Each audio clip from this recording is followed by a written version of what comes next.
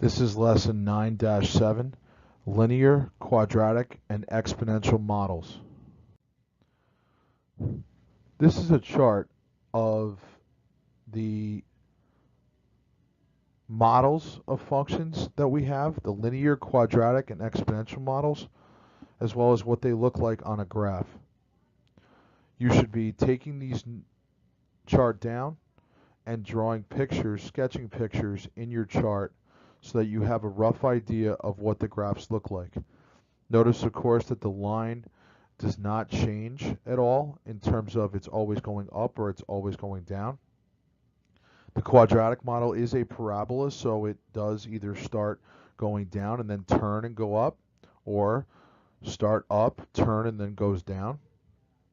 And of course, the exponential model kind of looks like half of a parabola. It's either it's going up all the time or it's going down all the time.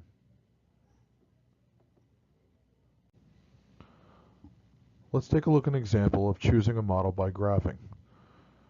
Graph the set of points and find which model is most appropriate by the graph. Pause the video at this point to give yourself a chance to try it on your own. So in plotting the points, we have 1, 3, 0, 0, negative 3, 3, negative 1, negative 1, negative 1, negative 2, 0. When I connect the dots, the graph shows the look of a parabola. Therefore, this is a quadratic model.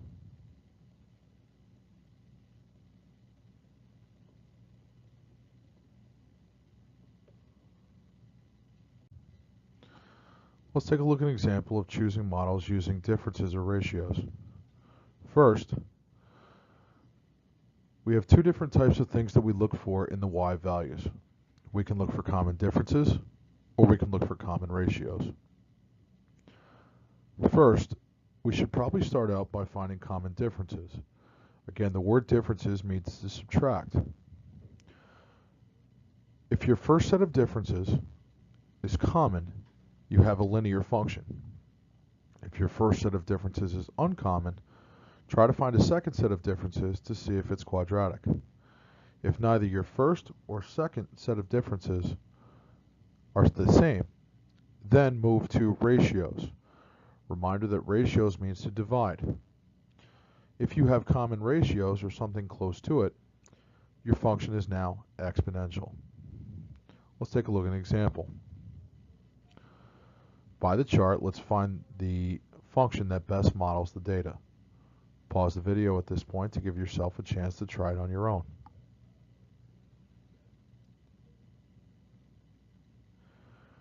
The first set of differences I have, this would be negative 0.25, followed by negative 0.75, followed by negative 1.25, and then negative 1.75. These are not common differences, so I need to find a second set to see if it's quadratic. This function is obviously not linear. This difference is negative 0.5.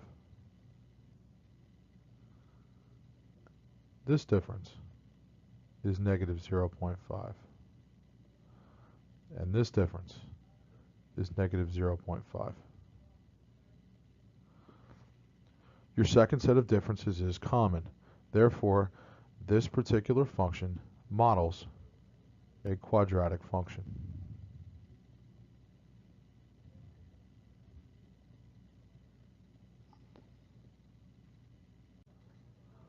Let's take a look at a real-world example with modeling. The data below shows the value of a used car over time. The first question is, which type of function best models the data?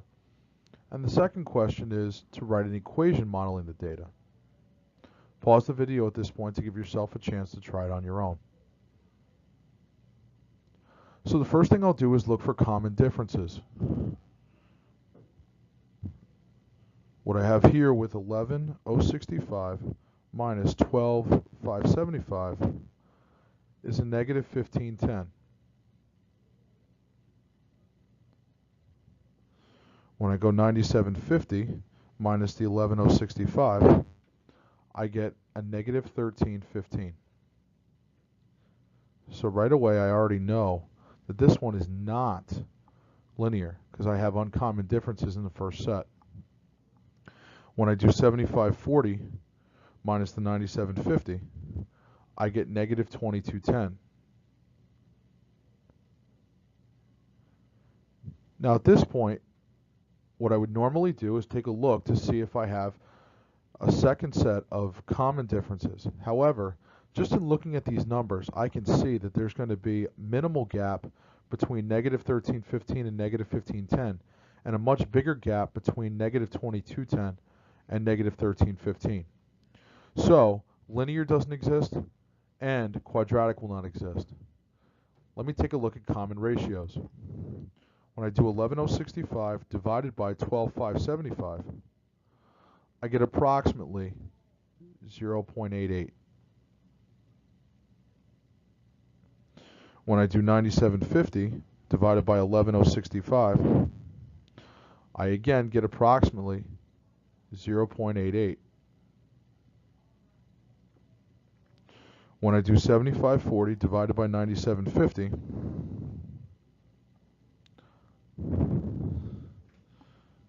I'm a little bit lower, but what I have here is something that's close to, I have 0.77.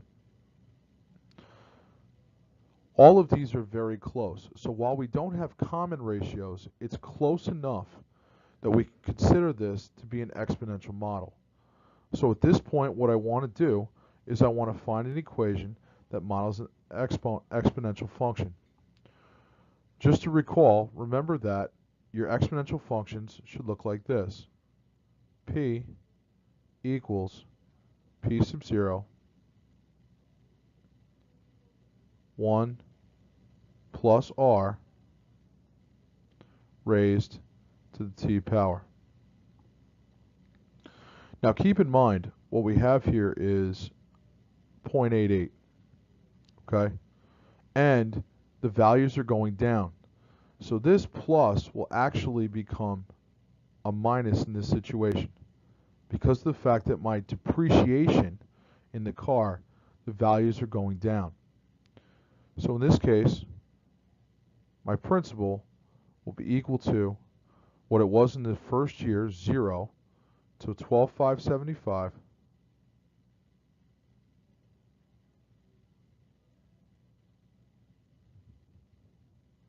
parentheses 1 minus, I'll use 0.88 since it recurs twice. So 1 minus 0.88 would give me 0.12 raised to the power of t. If you're having any issues with this particular lesson, please make sure you consult your teacher in class.